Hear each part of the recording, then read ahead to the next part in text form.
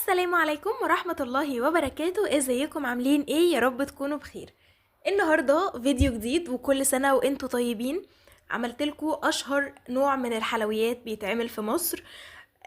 بجد النوع ده حلو جدا والمحبب الى قلبي. القطايف كل مرة بنحشيها مكسرات او بنحشيها اي حاجة. المرة دي حشيناها لكم كريمة او مهلبية على حسب ما بتسموها في بلدكم. تمام، تعالوا نشوف عملناها ازاي. وبجد الوصفة تحفة جدا، يعني انا من رأيي اديها 10 من 10 ونجمة، لان انا من عشاق القطايف. صح، وانتوا بقى قولولي انتوا من عشاق القطايف ولا الكنافة؟ انا عن نفسي بحب الاتنين، بس بحبهم اكتر لما يكونوا معمولين بكريمة او باي طريقة كده غير الطريقة التقليدية. يلا نشوف عملناها ازاي، يلا بينا. اول حاجه جبنا طبق القطايف. انا كان القطايف دي كانت فريش، كانت لسه طالعه من الفرن حالا من عند عمو بتاع القطايف. المهم هنعملها شكل قراطيس، يعني عملت شكل اللي هو عارفين انتوا الكونو والحاجات دي، هو نفس الشكل كده. مش عارفه انتوا بقى بتسموا الشكل ده ايه. تمام، يعني بنقفلها. هوريكم دلوقتي طريقه القفل، وفي طريقه تانية كمان عامله زي الطبق كده زي ما انتوا شفتوها بالظبط. بصوا، دي بنجيب الطرف ده على الطرف ده. تمام، هو هنا انا ما كنتش عارفه اتمكن منها بصراحه لان انا كنت بصور بايد وبعملها بايد التانية، فكان الموضوع بالنسبه لي صعب بصراحه. انتوا بتضموا الطرفين على بعض، واللي تحت طبعا ده بتقفلوه بقى، يعني بتتكوا عليه كده او حاجه بحيث ان هو تتقفل كلها وما تقعدش ايه لما نحط فيها الكريمه تنزل منها حاجه او كده. تمام، هنعمل بقى الكميه، نص الكميه كده والنص التاني الشكل اللي انتوا هتشوفوه دلوقتي، اللي هو شكل الطبق ده. هي طبعا علشان قلتلكوا ان انا جايباها من الفرن طازه وكده، يعني كانت لسه طالعه من الفرن عند عمو بتاع القطايف، فكانت بصراحه بتلزق في ايدي وكانت مضايقاني جدا الحته دي. بس تفادينا الموضوع يعني، فما كانتش عارفه تتعمل بالظبط قوي. فانتوا بقى وهاتوها مش طازه قوي، هتتظبط معاكوا جامد بصراحه. تمام، هنعمل بقى نص الكميه كونو او قرطاس زي ما انتوا بتسموه، والنص التاني شبه الطبق كده او الحله، ودي هسيبها كده مفتوحه، يعني عارفين انتوا دي شبه المركب كده. تمام، على حسب بقى الكميه وعلى حسب ما دماغكم تجيبكم ممكن تعملوها. بيتعمل منها حاجات كتيره جدا. وبصراحه القطايف يعني القطايف والكنافه دول اساسي رمضان، يعني رمضان ما بينفعش حلويات من غيرهم بصراحه. يعني تحسوا كده وانتوا بتقلوا القطايف وبتحشوها وبتعملوها، بجد تحسوا بروايح رمضان جدا يعني بصراحة، خصوصا بقى لما تعملوها قبل الفطار بشوية. يعني انا اكتر وقت محبب ليا، يعني مش عارفة في ناس كده ولا لأ، بس انا بالنسبة لي القطايف مثلا تتعمل في وقت اللي هو قرب المغرب كده، يعني قبل المغرب بربع ساعة او بنص ساعة نكون عملنا القطايف وخلاص بنقليها. بجد بحس برمضان جدا في الوقت ده. شفتوا دي طريقة الطبق، لان المرة اللي فاتت ما كنتش المقطع اللي قبله كنتش عارفة اعملها. وساعات ممكن نتني الطرف كده هيدينا برضو شكل احلى بكتير، تحس ان هو طبق من غير الودنان اللي بتبقى طالعه له دي. تمام وده شكلها بيبقى من تحت عاملة زي الطبق بالظبط بصراحة. تمام، هنا بقى كنت عملتها كلها وده كان الشكل النهائي بتاعها. هنبدأ بقى نقليها. اول حاجة جبنا الطاسة حطيناها على النار بعد ما اتأكدنا طبعا ان هي ناشفة تماما.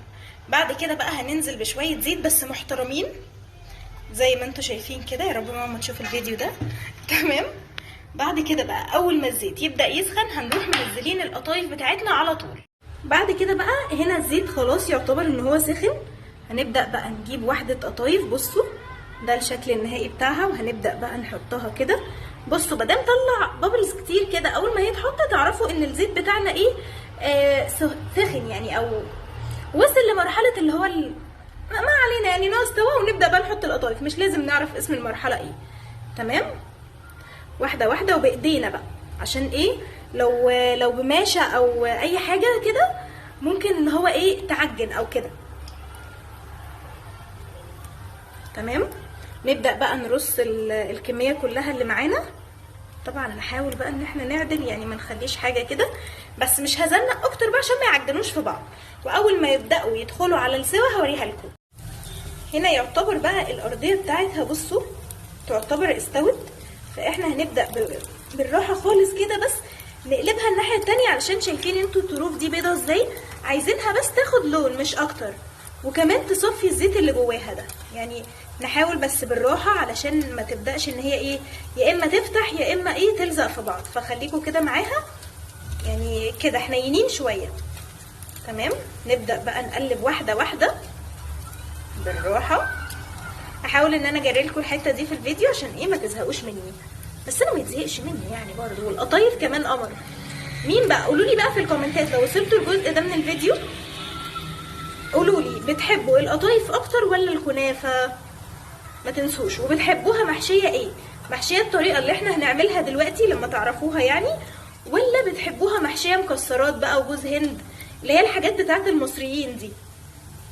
قولوا. هنا بقى هنبدأ خلاص ان احنا نشيلها. بصوا يعني نحاول بقى بالراحة كده نطلع منها كل الزيت اللي جواها، ولو عندكم مناديل طلعوها على مناديل احسن.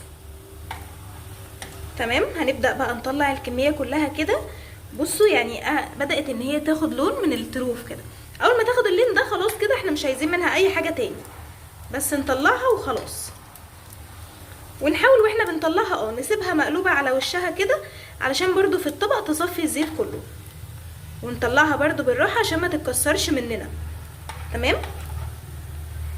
انا بقى هخلص كل كمية المربعات دي، ولما اجي اقلي بقى اللي هي القراطيس دي هبقى اوريها لكم. يعني هي شكل القرطاس بصراحة مش عارفة بقى انتوا بتسموها ايه، بس هي انا بقول عليها كده لان هي شكل كده اصلا.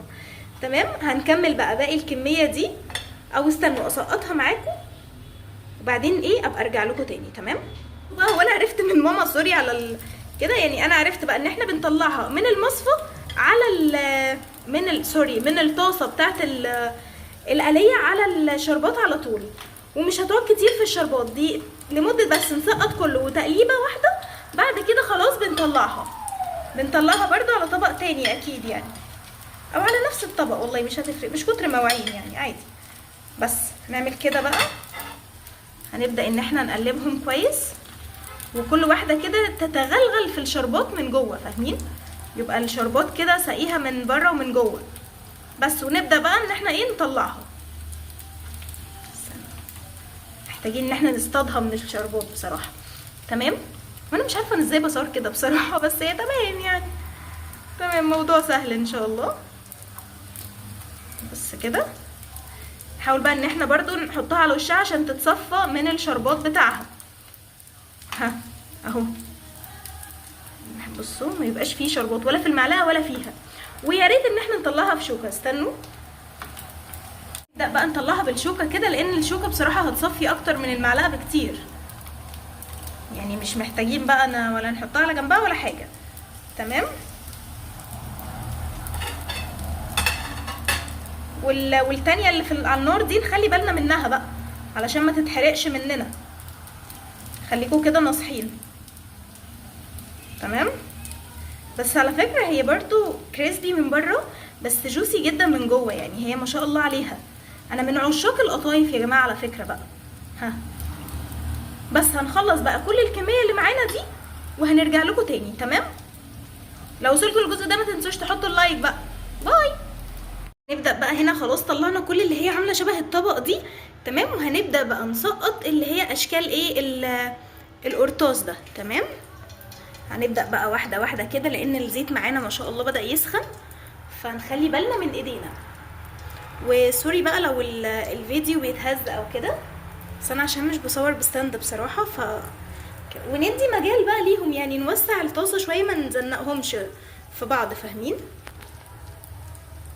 كده.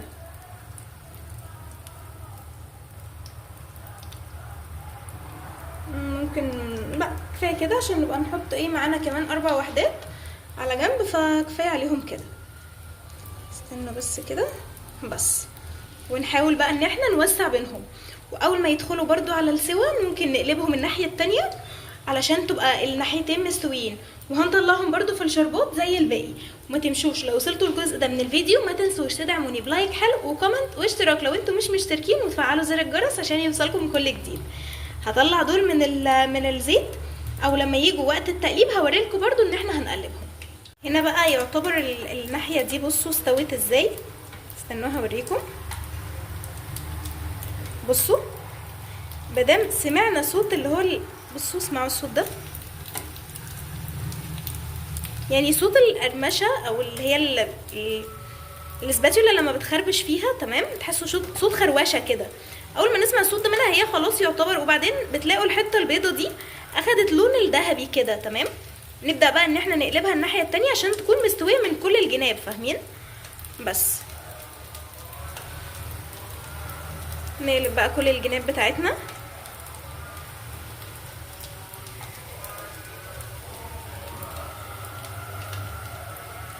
بس يعني انا كده خلاص يعتبر الكميه بتاعتنا خلصت، لان بصوا عملنا هنا وهنا مش متفضل معانا غير 4 قطايفيات بس، هما اللي ما تقلوش. هقليهم بقى وهرجع لكم نعمل مع بعض الكريمه بتاعتها. هنا بقى هنجيب الحله، هنحط فيها كوبايه من اللبن وعليها معلقتين كبار من السكر او حسب الرغبه، وهنسيبهم لحد ما يغلوا بقى. تمام، دي للكريمه او المهلبيه اللي احنا هنعملها. هنا نفس الكوبايه اللي كان فيها اللبن، علشان نستفيد بكل قطره من اللبن بتاعنا. هنبدا بقى ان احنا ده برطمان النشا، هنحط في الكوبايه دي نص كوبايه من الميه. تمام، وهنحط عليها 2 معلقه كبيره من النشا، مش مليانين قوي يعني. تمام، وهنبدا بقى ندوبهم على البارد علشان ما نحطهمش على اللبن ويكلكع معانا، لا نقلبهم هنا احسن. ولما نيجي ننزلهم على النار تبقى ايد بتنزل اللي في الكوبايه وايد بتقلب، علشان برضو ايه ما يكلكعش معانا. بصوا حاليا ما شاء الله داب كله، مفيش اي تكلكعات. نبدا بقى نعين البرطمان كده اللي احنا كنا عاملينه اللي فيه النشا وبس، هو خلاص ما شاء الله كده داب. بصوا بقى هنبدا خلاص. هنا اللي شايفين اللبن بالسكر بداوا يغلوا، هنبدا ايد بتنزل وايد عماله تقلب. هنا بقى اول ما هننزل الميه بالنشا نفضل بصوا شغالين تقليب، ما نسيبش المعلقه من الحله غير لما خلاص هنطفي النار. تمام، علشان تبقى معانا المهلبيه، يعني دي مهلبيه او كريمه على حسب انتوا بقى ما بتسموها في اي بلد انتوا منها. تمام، ولو حسيتوا ان قوامها خفيف شويه يعني تستنوا عليها شويه، والله تقلت تمام. ما تقلتش وعايزين قوامها اتقل من كده، هنبدا ان احنا نحط لها معلقه تانية من النشا او كميه النشا اللي انتوا حابينها بقى، بس برضو تدوبوها في جزء من الميه علشان ما تتحطش وتكلكع معانا. بصوا هنا ما شاء الله ما فيش اي تكلكعات. هنبدا بقى ان احنا نقلب. بصوا ما شاء الله بدات تتقل، بصوا اللي في الارضيه ما شاء الله. هنبدا بقى اول ما نلاقيها بس. بصوا بقى شايفين هنا وصلت للقوام ده ازاي؟ سوري بقى على صوت الحك في الحله، بس هو علشان يعني لازم تقريبا مستمر كده. خلاص بقى يعني دقيقه كمان ونبدا ان احنا نطفي عليها ونسيبها تبرد، وهقول لكم هنعمل ايه. بس لو وصلتوا الجزء ده من الفيديو ما تنسوش تعملوا لايك كويس وكومنت حلو منكم واشتراك بقى لو انتم مش مشتركين، خليكم شطورين كده. كده بقى يا ماما هنبدا نرفعها من على النار صح؟ خلاص كده بقى هنبدا ان احنا نطفي البوتاجاز وخلاص نسيبها براحتها بقى. بس بصوا هنبدا بقى ان احنا نحشيها. هي دي انا كنت جايه احشيها بس لقيت الفيديو بتاعي وقف مني مره واحده. تمام، هنبدا بقى كده ان احنا نحشي. وممكن القراطيس دي لو اسهل لكم تحشوها بكيس حلواني، يعني عارفين انتوا اللي هو الكيس بتاع الحلواني ده، ممكن ان انتوا تحشوها بيه، هيبقى برضو هيسهل عليكم كتير لو ملكوش خلق يعني ان انتوا تحشوها بالمعلقه وكده. انا بصراحه كنت هحشيها بس يعني كسلت ان انا احطه في الكيس، فاهمين؟ بس هي كده كده يعني لما تبرد شويه القوام بتاعها هيتقل اكتر، ما تقلقوش. ما تقولوش مثلا ان هي خفيفه او كده، لا هي هتتقل اكتر من كده بكتير. بس ما نملهاش قوي برضو علشان ايه ما تطفش مننا. تمام، نبدا كده واحده واحده نحط الوش بتاعها. هتبدا بقى ان هي اول ما تبرد هتعمل معانا قشره، فاحنا نبدا ان احنا برضو نقلبها. يعني بصوا اول ما تبدا تستهدى نقلبها ونحشي قبل ما تبدا ان هي تختم معانا، ونعمل القوام بتاعها برضو ان هو مش يختم بسرعه، فاهمين؟ اللي هو القوام التقيل شويه، يعني ولا منه تقيل ولا منه خفيف، فاهمين؟ نخلي بالنا بس كده عشان ما تتبهدلش مننا من بره. تمام، هخلص بقى الكميه وهرجع لكم. تمام، بصوا ده كده الكميه بتاعتنا. نبدا بقى ان احنا نزوق. بصوا اهوت، هنجيب هنا استنوا لوزايه بندقيه قصدي، وهنا لوزايه، هنا بندقه، وهنا جماليه كده صح. شكل الحلو اللي انا بزوق بيه هنا اهو. فين عين الجمال اهيت.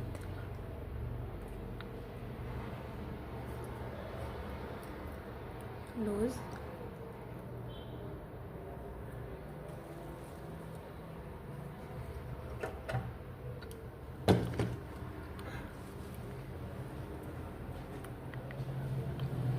هخلص بقى الكميه كلها وهرجع لكم.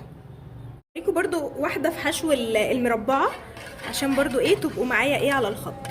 هنجيبها كده وهنبدا ان احنا نحشيها زي ما حشينا المستطيله التانية دي بالظبط.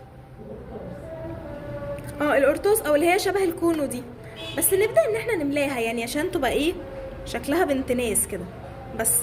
ونبدا بقى ان احنا نرصص الكميه كلها بتاعتنا.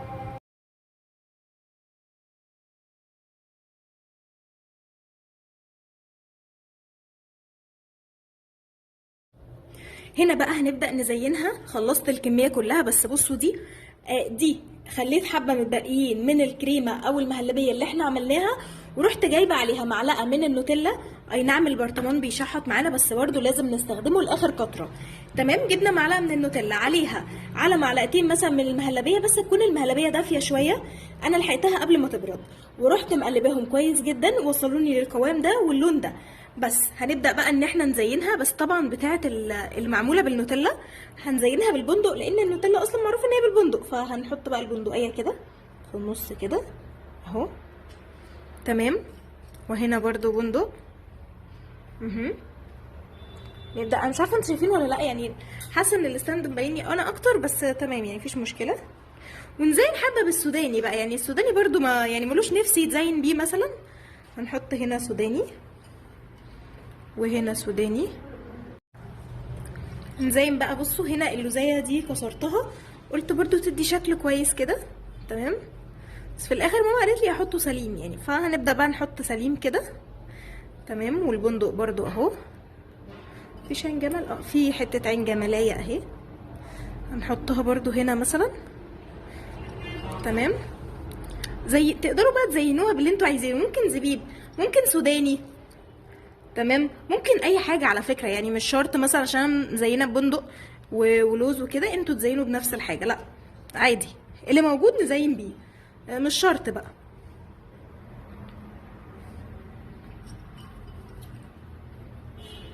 مين ما تزينتش؟ تعالي ايه ده؟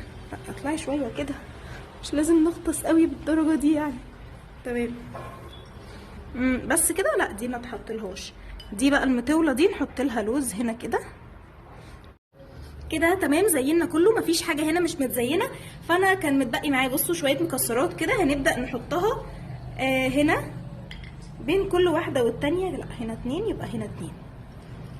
تمام، نبدا بقى كل واحده كده نحط معاها حاجه، يعني بحيث ان احنا نملى الطبق برضو ونزين الشكل كده. بس كده. عجبتكم بقى الوصفه؟ ولو وصلتوا الجزء ده من الفيديو قولوا لي الوصفه دي تاخد كام من 10؟ يعني مثلا 9 من 10، 10 من 20 من 10 كده يعني، برضو ايه قولوا لي. وهنا برضو نرش بقى المكسر ده هنا كده شويه. تمام، بصوا نحط هنا في الارضيه شويه بس، يعني نحاول بقى كده نظبط الدنيا وهرجع لكم تاني. هنا بقى هنعمل القهوه بتاعتنا. اول حاجه هنجيب المعلقه بتاعتنا كده. تمام، وهنحط، انا هعمل فنجانين قهوه ليا ولمامتي. تمام، فهجيب معلقه كده. تمام، ومعلقه تانية بس تكون اقل منها في الكميه. تمام، انا هعمل القهوه بالنوتيلا، يعني قهوه شوكولاته. مش عارفه بقى انتوا بتسموها ايه في بلدكم، بس انا حاسه يعني انا ما شفتش الوصفه دي في حته قبل كده، اللي هي قهوه بالشوكولاته او قهوه بالنوتيلا عموما. فانا مش عارفه بصراحه بقى هل هي ليها اسم ولا ده اختراع مني انا. تمام، هنجيب كده المعلقه بتاعه السكر، هنحط على حسب بقى، حابينها ساده حابينها زياده. انا عن نفسي انا وماما بنحبها زياده. تمام، فهنعمل كده. تمام، هنحط بتاع حوالي معلقتين، وهنبدا بقى بكميه الميه المناسبه اللي تكفي لفنجانين. تمام، انتوا شايفين صح اهو. بس، وهنقلبها وهنرفعها شويه على النار. طبعا هنا بعد ما قلبنا والمكونات تجانست حسيت ان الميه قليله، فزودت لها سنه ميه كمان لحد ما بصوا القهوه كلها والسكر كله داب. هبدا ان انا ارفعها على النار، نار بسيطه جدا. اول ما احس ان هي القهوه بدات تسخن هروح حاطه عليها معلقه من النوتيلا، وطبعا هوريكم ده كله تمام. بس انا هرفعها على النار دلوقتي، واول ما تبدا تسخن هوريها لكم. هنا بقى بصوا يعني بدات ان هي دخلت في ان هي تغلي شويه تمام. هنبدا بقى نجيب النوتيلا بتاعتنا. اي نعم البرطمان بيشحط، وريته لكم في اول الفيديو في الكنافه، بس برضو ايه يعني كده فاهمين. هحط المعلقه دي. طب بصوا هي يعني مثلا نص معلقه كويسه قوي، هتكفي وهتوفي كمان، وهتدينا الطعم الممتاز. لان النوتيلا الاصليه ما شاء الله عليها يعني بتبقى غنيه شويه وكده تمام. فاحنا بقى هنبدا نقلب كل ده قبل ما ارفعها تاني على النار. هو انا مامتي مش بتحب القهوه كتير، فانا هعمل لها هي نص فنجان، وانا هعمل لي الفنجان كامل يعني تمام. هبدا بقى ان انا اعمل كده عشان تنزل من المعلقه وتبدا بقى ان هي تدوب في ارضيه القهوه طبعا. ولما نرفعها على النار نفضل نحطها على نار هاديه وتقليب مستمر، واول ما تبدا تعمل الوش معانا ما نحطش فيها المعلقه بقى تاني خالص. يعني بصوا هي بس المعلقه هي اللي فيها. بصوا يعني هي خلاص كده ما شاء الله عليها استوت. هبدا احط الوش هنا. انا يعني مش شرط معايا وش قوي، بس ماما بتحبها بوش تمام. حطيت لها نص فنجان اللي هي عايزاه تمام. بعد كده بقى هحط الباقي ليا، طبعا فيها وش كلها، بس الحبه اللي في الاخر دول بيبقى فيهم النوتيلا كلها. بصوا الشوكولاته نازله ازاي بجد يا جماعه، قمر قوي، لازم تجربوها. النوتيلا بتودي القهوه في حته تانية خالص. طبعا في حبه من التفل هنحطهم معاها برضو. بس كده، وده كان الشكل النهائي بتاع القهوه بتاعتنا. هنبدا بقى ان احنا نقدمها مع القطايف اللي احنا عملناها. طبعا لو وصلتوا الجزء ده من الفيديو ما تنسوش تدعموني بلايك وكومنت حلو واشتراك في القناه لو انتم مش مشتركين، وتفعلوا زر الجرس عشان يوصلكم كل جديد. بس كده، وده كان شكل الفيديو بتاعنا النهائي. يا رب يكون عجبكم ونال رضاكم.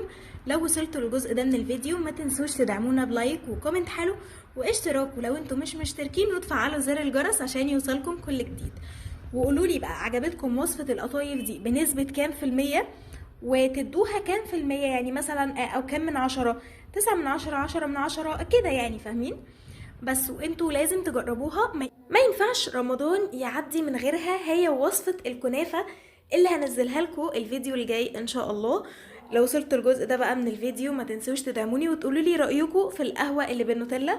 طبعا الناس اللي بتحضر معايا البث دول اساسي عارفين ان انا كنت قبل رمضان كل يوم الصبح لازم فنجان القهوه بالنوتيلا، حتى لو ما كانش فيه نوتيلا كان بيبقى اي مكعب شوكولاته كده يتحط في القهوه. بس كده، اشوفكم بقى الفيديو الجاي ان شاء الله. ربنا ما يحرمكم مني ولا يحرمني منكم، وباي.